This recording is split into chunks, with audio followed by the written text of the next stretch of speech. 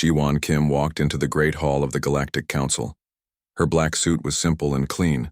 Behind her came two other humans. Minho Park carried a data pad with important information. Sora Lee held a small device that could show pictures and videos to everyone. The hall was huge. Thousands of alien beings sat in rows that went up to the ceiling. Some had blue skin. Others looked like giant insects. A few had tentacles instead of arms. They all looked down at the humans with cold eyes. At the front sat the most powerful aliens in the galaxy. Counselor Vexthon from the Velkari Empire had purple skin and sharp teeth. He wore gold clothes that showed his high rank. Next to him sat Prime Administrator Quilon from the Threnody Federation. Quilon had gray skin and 4 arms. Both aliens had ruled the galaxy for hundreds of years. Ji-won stood at the speaking platform. The room became quiet. She pressed a button and her voice could be heard everywhere. Honored council members, Ji-won began. I come here today with urgent news. Our deep space stations have found something dangerous. Something is coming toward our galaxy from outside. Vexthon laughed. It was a harsh sound that echoed through the hall. Humans and their fears, he said loudly. Always seeing monsters in the dark. Ji-won did not react. She nodded to Sora. The human woman pressed buttons on her device. Large screens around the hall showed pictures of space. Dark shapes moved between the stars. Energy readings flashed red on the displays. These readings came from the edge of our galaxy, Ji-won explained. Something big is out there. Something that does not belong to any known species. It destroyed 3 of our monitoring stations just by passing near them. The aliens in the hall began to talk among themselves. Some seemed worried. Others looked bored. Vexthon stood up from his seat.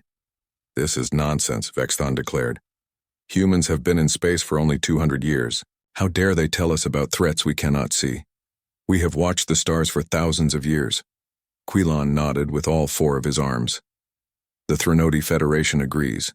Human technology is basic compared to ours. If there was a real threat, our advanced sensors would have found it long ago. Minho stepped forward. He was a soldier before becoming a diplomat. His face was hard and serious. Counselor, with respect, our monitoring stations are placed in areas you consider too dangerous to visit. We watch parts of space that others ignore. Too dangerous? Vexthon's voice rose with anger. Nothing in this galaxy is too dangerous. For the Velkari Empire, you humans think you are brave, but you are just foolish. Other alien counselors began to speak. A creature with 6 eyes called humans primitive warmongers. Another alien with crystal skin said humans see enemies everywhere because that is all they know. Ji-won listened to each insult without changing her expression. Sora showed more pictures on the screens. The images showed massive energy readings moving through space. Whatever was coming was bigger than entire solar systems. Look at the data, Ji-won said calmly. This is not about politics or pride. This is about survival.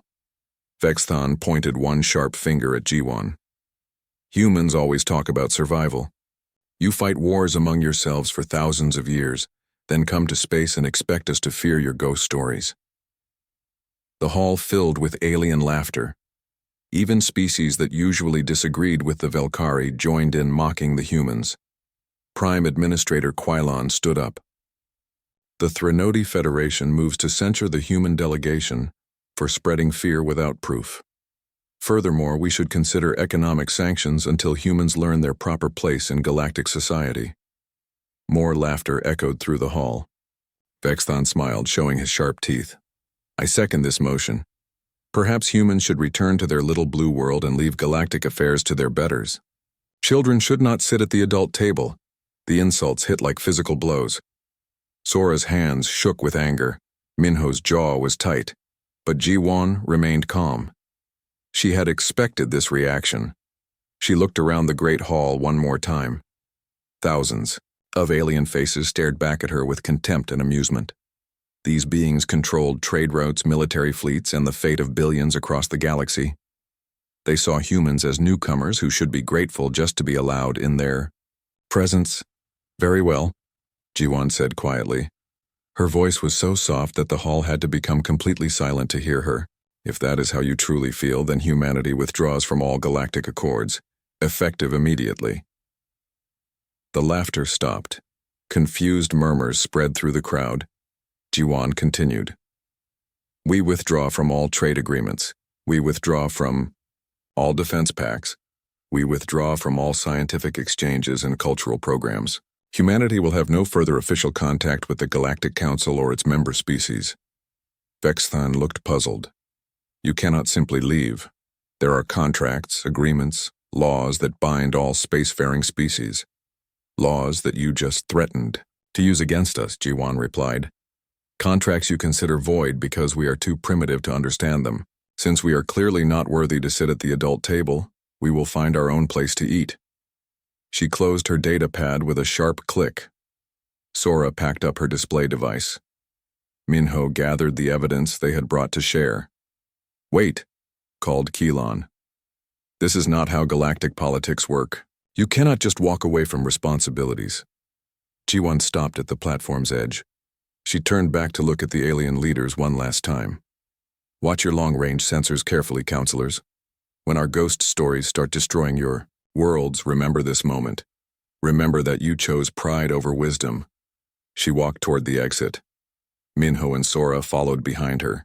Their footsteps echoed in the now silent hall. As they reached the doors, Jiwan heard Vexthan call out behind them. Good riddance. The galaxy will be better off without human paranoia and violence. The doors closed behind the human delegation, with a soft sound. In the Great Hall, thousands of aliens sat in confused silence. They had just dismissed the only species that had detected the greatest threat their galaxy had ever faced. None of them knew it yet, but the countdown to their destruction had already begun. Heon Choi sat in her office on Earth, looking at screens that showed human colonies across the galaxy. Each screen showed a different world where humans lived and worked. Some were farming planets with green fields. Others were mining stations, built into asteroids. All of them were about to change forever. Her assistant knocked on the door.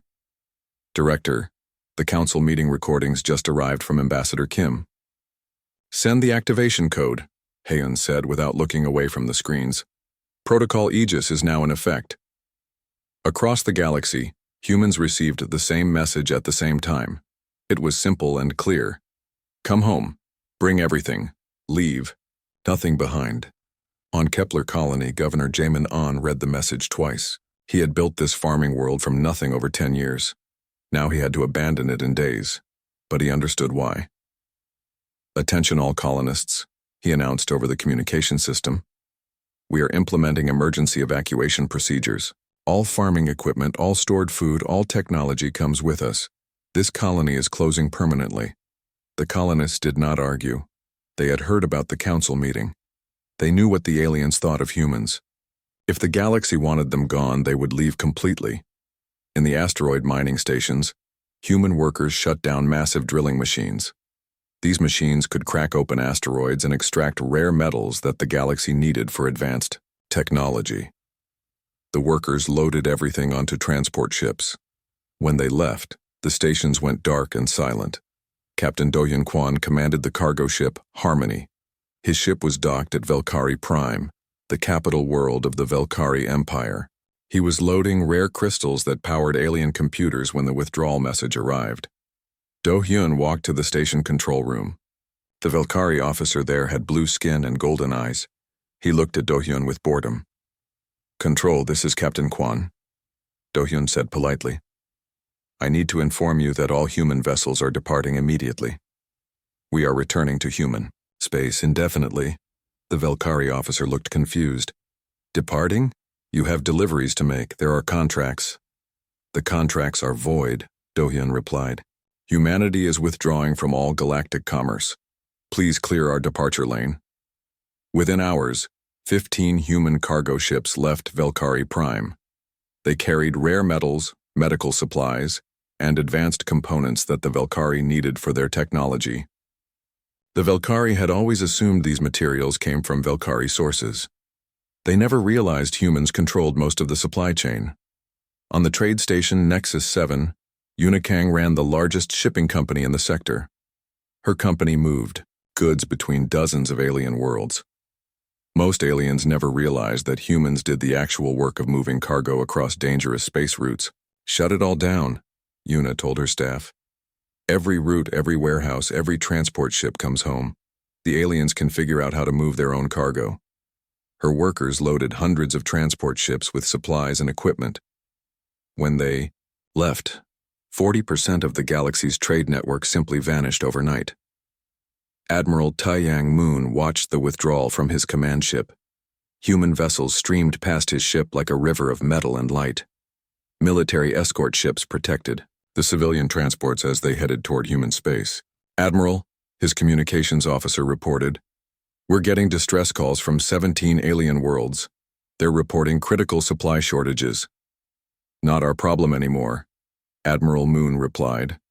"Our responsibility is to protect human lives and property. Nothing else matters now." The alien reactions came quickly. On the Threnody homeworld, Prime Administrator Quilon called an emergency meeting. His advisors brought reports that shocked him. "Sir, 30% of our medical supplies came through human trade networks," one advisor reported. "Without human transport ships, we cannot get medicines to our outer colonies." Another advisor looked pale. "The rare earth elements for our computer systems. Humans controlled 70% of the mining operations. We thought they were just workers." Quilon felt sick. The Threnody had built their advanced civilization on the assumption that humans were simple laborers. They never realized that humans had become essential to their survival. On Velkari Prime, Counselor Vexthon faced similar reports. His military commanders brought news that made his confidence shake. "Counselor," a general reported, "the humans operated the fuel refineries for our deep space fleet. Without those refineries, we cannot maintain patrols beyond our home system." Vexthon slammed his fist on the table. "Replace them. Use our own people." "Sir, our people do not know how to operate those facilities. The humans built them with their own technology. We would need years to learn their systems." But the humans were already gone. The fuel refineries shut down one by one. Military ships began running low on fuel. Trade routes that had operated for decades suddenly had no cargo ships to carry goods. Yunji Bei watched the reports from her home on Earth. She had spent 20 years as a liaison between humans and aliens. She understood galactic politics better than most humans. She knew the withdrawal would hurt the aliens badly, but she was surprised by how quickly the damage appeared. "They really never understood," she said to her husband. "They thought we were just manual workers and simple farmers. They never realized we were the ones keeping their civilization running." The communication started within a week. Alien governments sent messages to Earth asking when normal trade would resume. They offered better terms, higher prices, formal apologies. But the messages all had the same tone. They still thought this was a negotiation. The Zenthran collective was different. They had always treated humans with respect. Their leader, Counselor Threx, sent a personal message to Earth. "Humans, we understand your anger. The Council was wrong to insult you. But please remember that not all of us supported their words. The Zenthran people value human friendship." Heian Choi read the message carefully. The Zenthran were good allies, but the withdrawal was not about friends or enemies anymore. It was about survival. The galaxy was about to face a threat that would destroy everything. When that happened, humans needed to be ready. They could not be ready while wasting time and resources supporting aliens who saw them as inferior. "Send a reply to Counselor Threx," Heiyun told her assistant. "Tell him we value Zenthran friendship, but also tell him that humanity must prepare for what is coming. The Council chose not to listen to our warnings. Now we must prepare alone." The message went out across human space. Every colony, every ship, every human settlement received the same orders. Come home. Bring everything. Prepare for war. The galaxy was about to learn what happened when humans had to protect themselves. 6 months had passed since the humans left the Galactic Council. Yunji Bei sat in her garden on Earth, reading reports from across the galaxy. The news was not good for anyone. The galactic economy was falling apart. Without human transport ships, trade between worlds had dropped by 60%. Alien governments tried to replace human workers, but they discovered that humans had been doing jobs that required special skills and knowledge. Mining operations stopped because aliens did not know how to work in dangerous asteroid fields. Food shipments spoiled because other species did not understand how to preserve food during long space trips. Even simple things like cleaning space stations became problems when the aliens realized they had always relied on human workers. But the Galactic Council refused to admit their mistake. Instead, they blamed humans for causing the problems. Selfish and irresponsible, Councillor Vexithan announced on Galactic News. Humans abandoned their duties to the galaxy. They prove that they are too immature for civilized society. Yunji shook her head as she watched the news report. Even now, facing economic disaster, the aliens could not accept that they had been wrong. On the Deep Space Monitoring Station Aurora 7, Kyung-ho Lim watched his instruments with growing fear. The signals from outside the galaxy were getting stronger every day. Whatever was coming was getting closer. Nari, look at this, he called to his partner. Nari Song was a scientist who studied alien life forms. She had been trying to understand what the signals meant. Nari looked at the data and felt cold. The energy patterns are wrong, she said quietly. This is not natural. Something is actively consuming matter and converting it to pure energy. How long until it reaches us? Kyung-ho asked. Nari did the calculations in her head. 18 months, maybe less if it speeds up.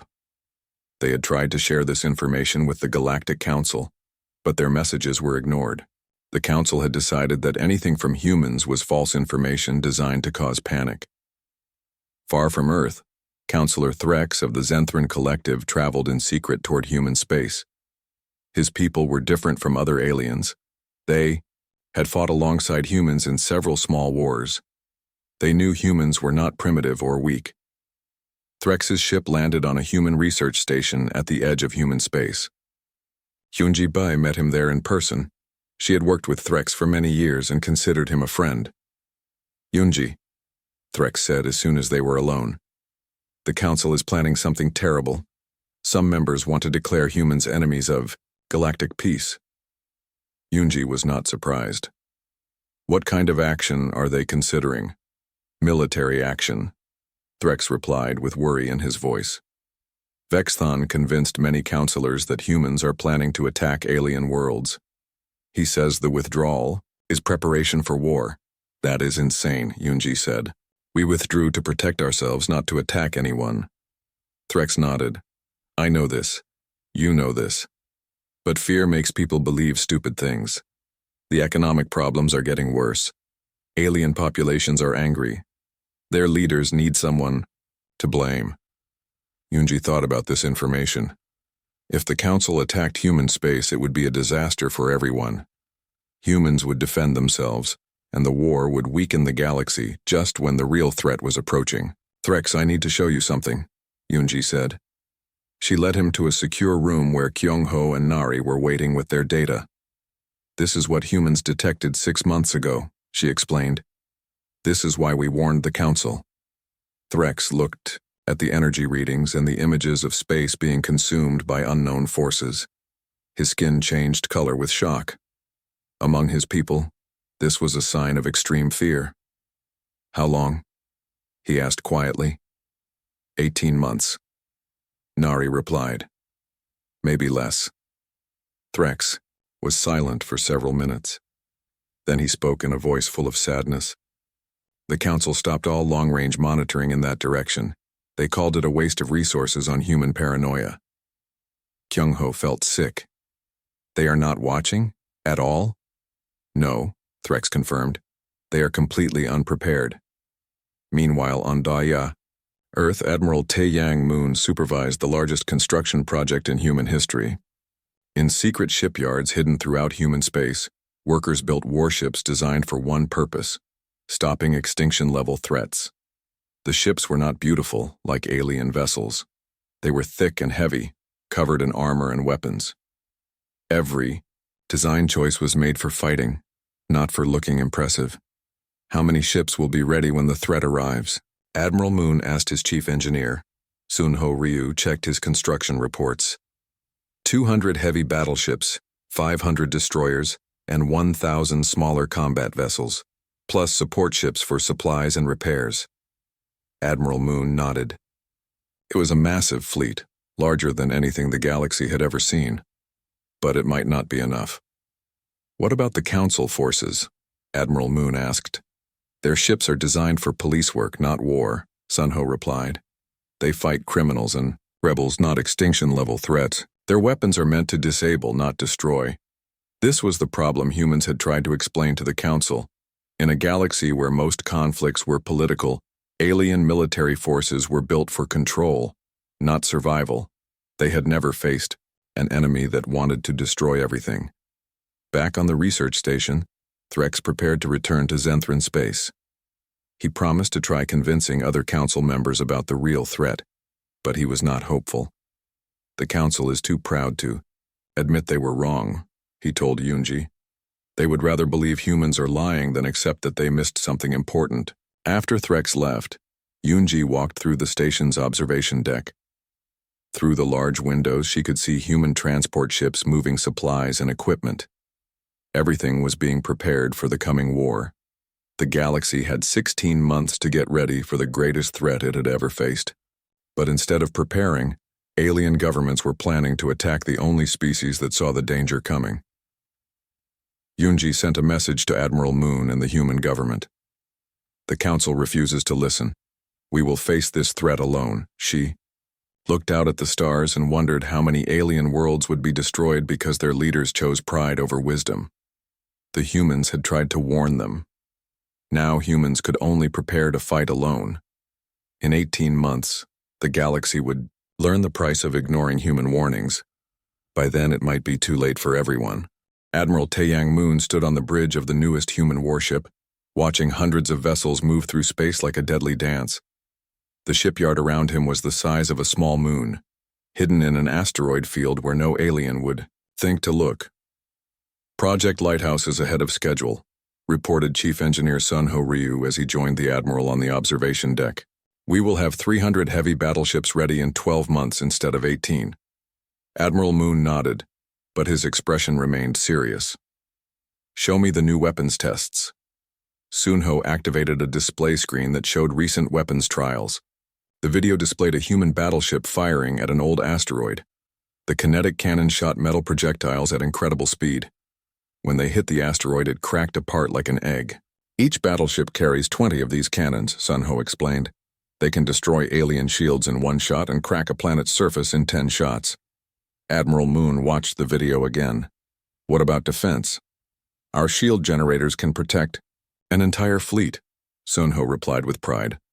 While alien ships rely on speed and maneuverability, our ships can take massive damage and keep fighting.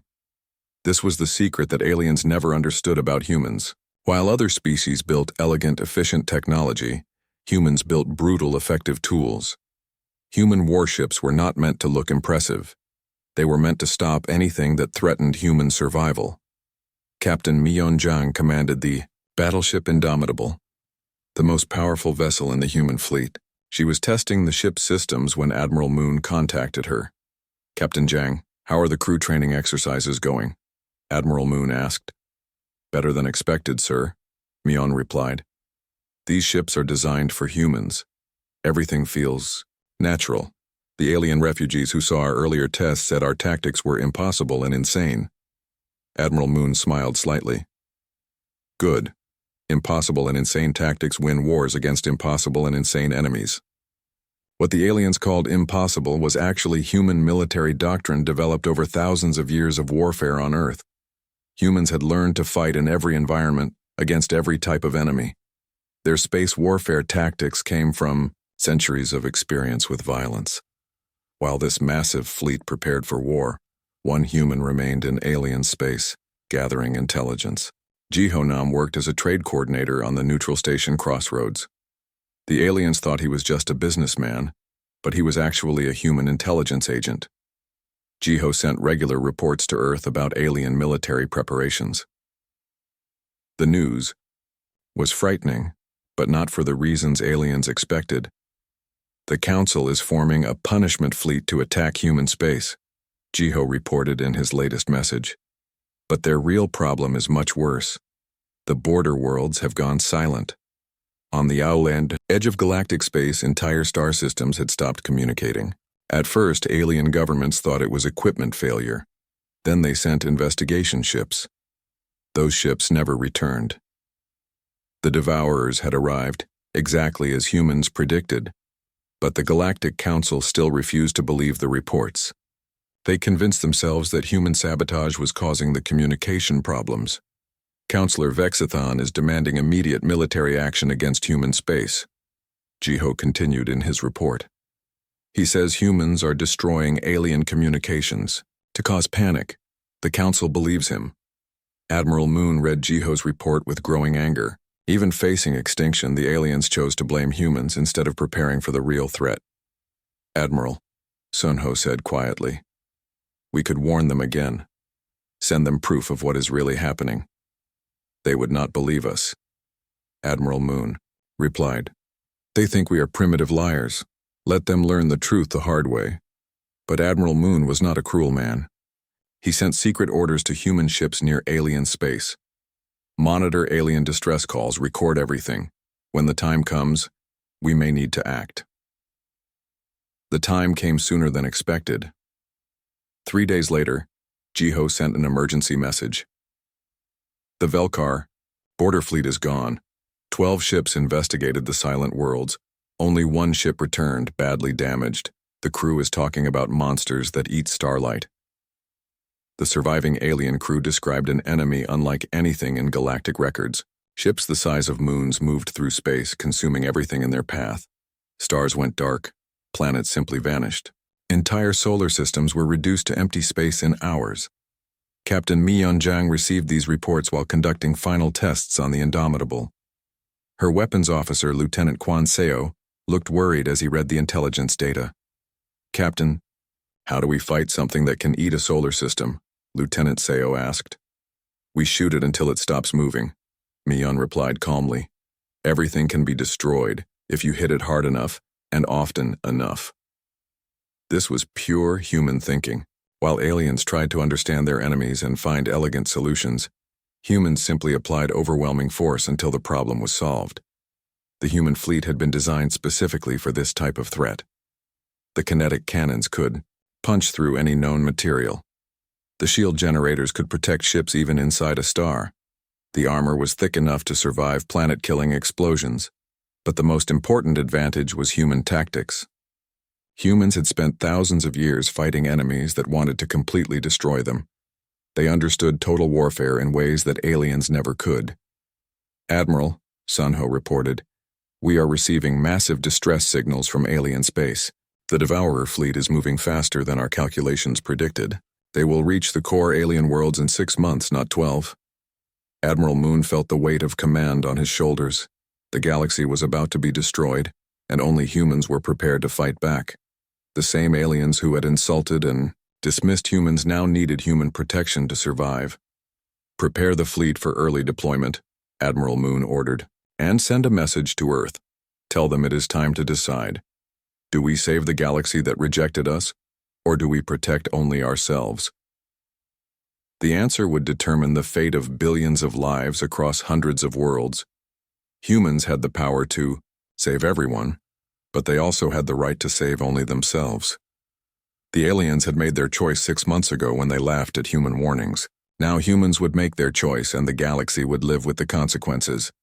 In space, the Devourer fleet continued its advance, consuming everything in its path. It did not care about politics or pride or ancient grudges. It only cared about feeding, and the galaxy was a very large meal. The question was not whether humans could stop the Devourers.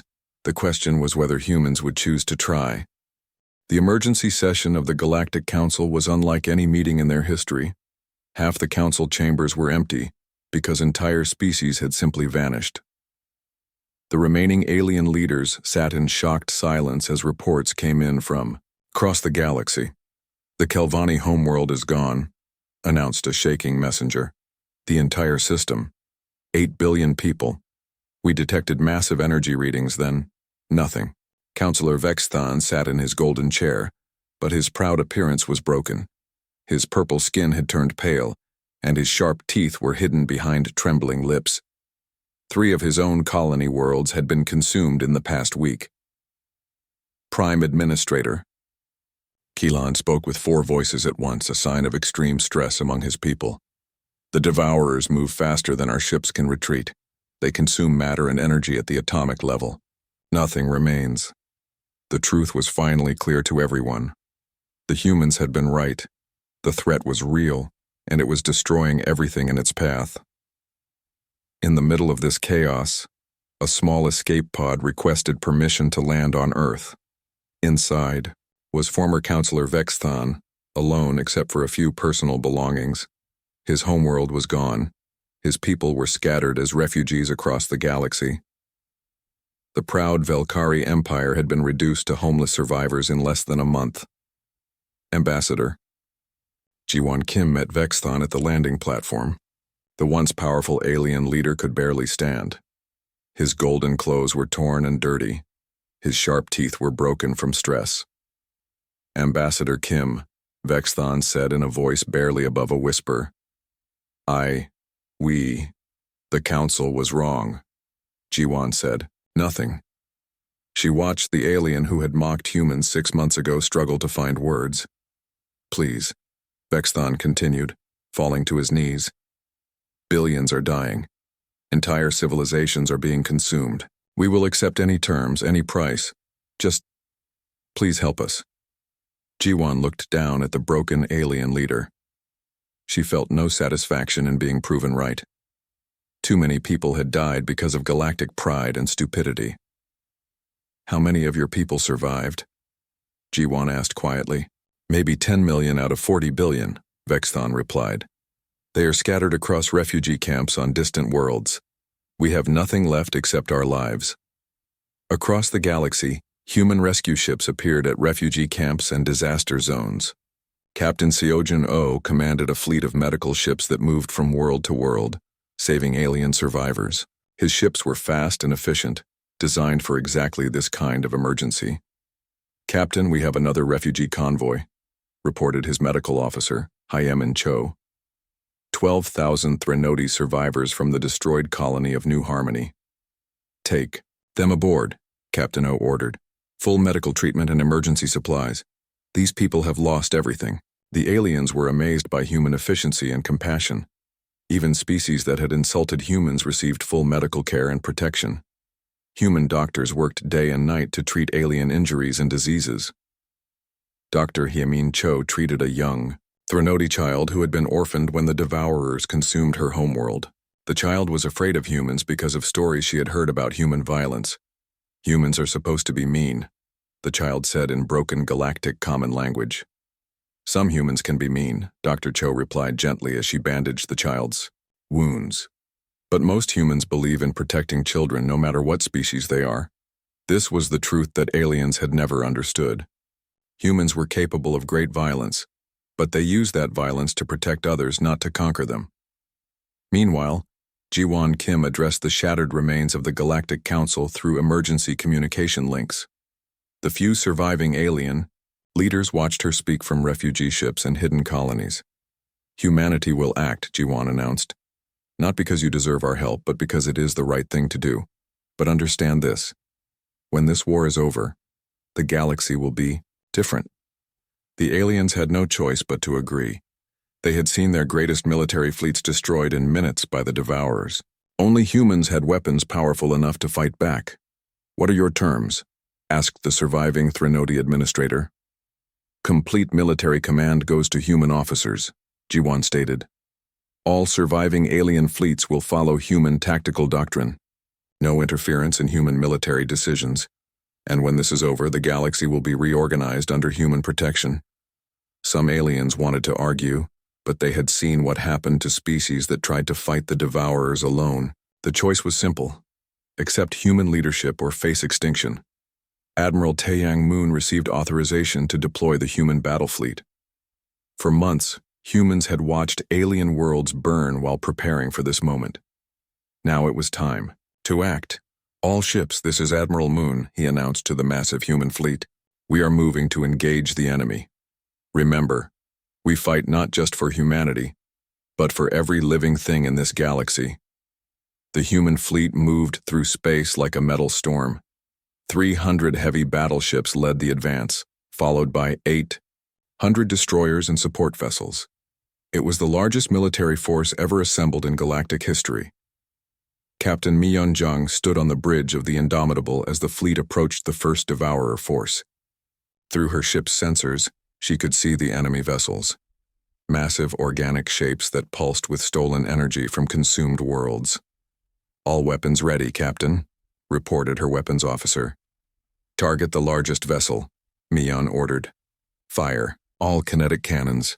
20 metal projectiles shot through space at incredible speed. When they hit the Devourer ship, the impact created explosions visible from several solar systems away. The alien monster ship cracked apart and died. It worked, breathed the weapons officer in amazement. Of course it worked, Mi-Yun replied, calmly. Human weapons are designed to kill anything that threatens us. The battle continued for hours.